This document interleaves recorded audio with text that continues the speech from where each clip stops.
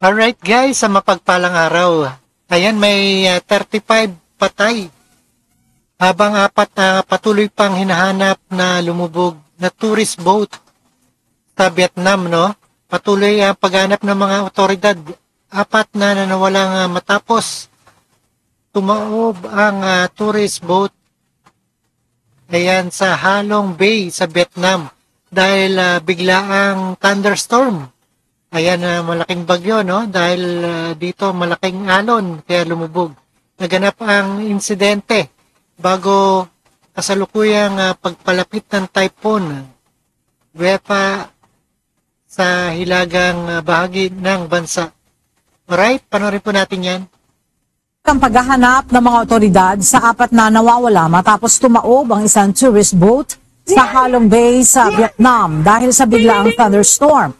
Hindi bababa sa 35 ang nasawi habang nasa 10 na ang nakaligtas. Naganap ang insidente bago ang inasahang paglapit ng Typhoon Nifa sa hilagang bahagi ng bansa. Sinabi ng mga saksi na mabilis dumilim ang langit at tumakas ang hangin at ulan dahilan para hindi agad makapagsuot ng life vest ang karamihan sa mga pasahero. Ayun lang, hindi nakasuot ng life vest, no? Kaya maraming... Ivan, ano ba ang ginagawang solusyon upang... Alright, ito naman ay nakaranas ngayong araw. Ang pagbaha ng iba't ibang bahagi sa Maynila dahil sa ulang dulot ng habagat. Alright, panoorin muna natin. Ang mapababa o mapahupa ang bahagyaan sa Maynila. Yes, yun. Kaninang hapon ay pinabuksan ni Manila Mayor Isko Moreno. Ayon kay Manila Mayor Isko Moreno ay epekto sa kakulangan ng sirang pumping station kung bakit mabilis umangat ang tubig sa mga lungsod. Alright? Yung mga drainage dito sa Maynila. Inuna nga yung nasa May Taft Avenue upang malaman yung problema sa ilalim, upang malaman ng LGU kung ano yung mga nakabara dito sa mga pumping station na nagdudulot ng matinding pagbaha dito sa lungsod. Ngayong hapon, nag-inspeksyon ang lokal na pamahalaan ng Maynila sa mga flood-prone areas sa lungsod. Isa na rito ang kahabaan ng United Nations at Taft Avenue hanggang Grabe ng bahan ng Maynila, no? Ayan, ganyan na talaga yan. Alright? Hill Street kung saan tumataas hanggang tuhod ang tubig baha.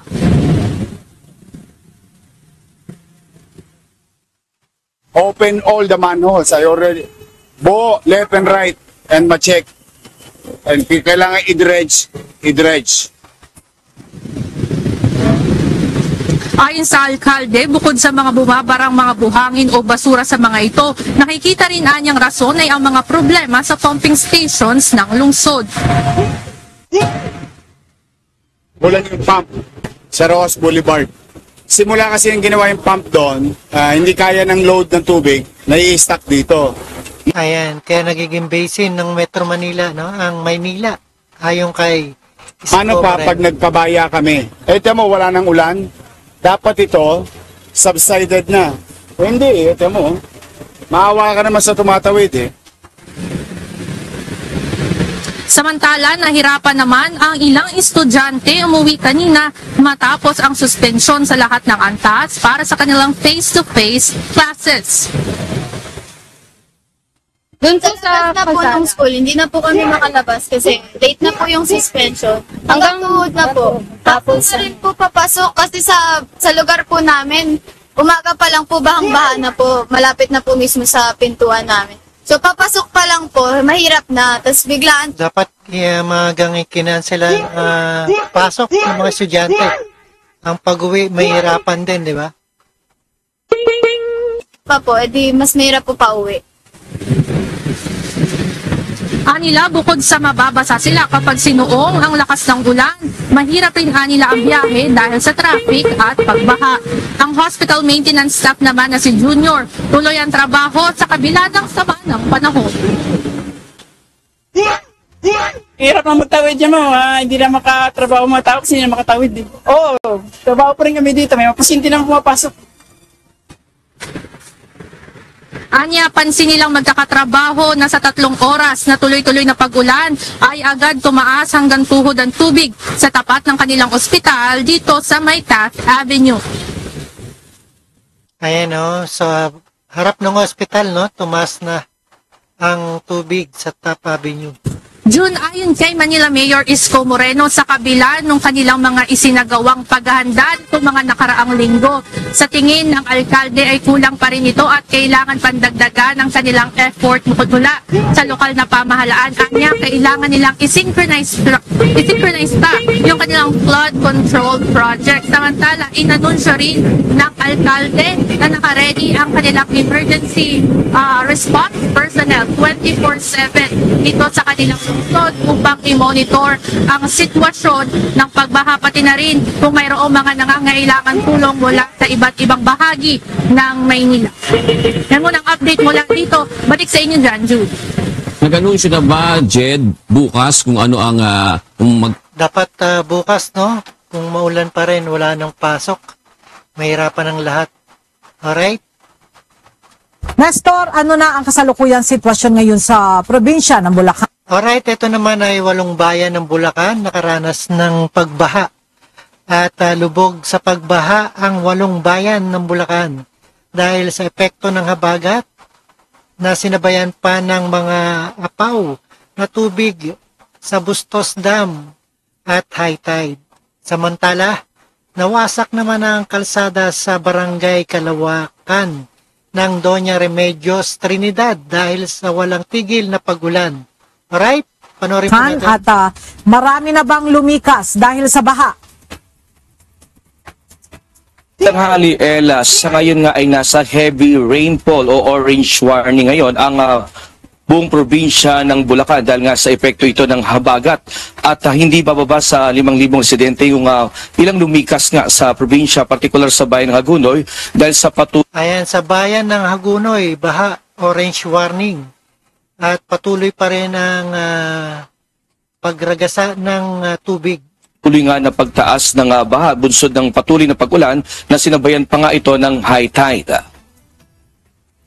Ayan, may high tide pa, dito sa Hagonoy. Patuloy pagtaas ng tubig sa mga ilog sa bayan ng Hagunoy, Kalumpit, Malolos, Pombong, Marilao, Ayan, Paumbong, Marilao, Santa Maria, Balagtas, Santa Maria at Balagtas daw. Bukawe, at sa probinsya ng Bulacan ay sa head ng Bulacan PDRMO na si Manuel Ban, ang pagbaha ay bunsod ng habagat at high tide.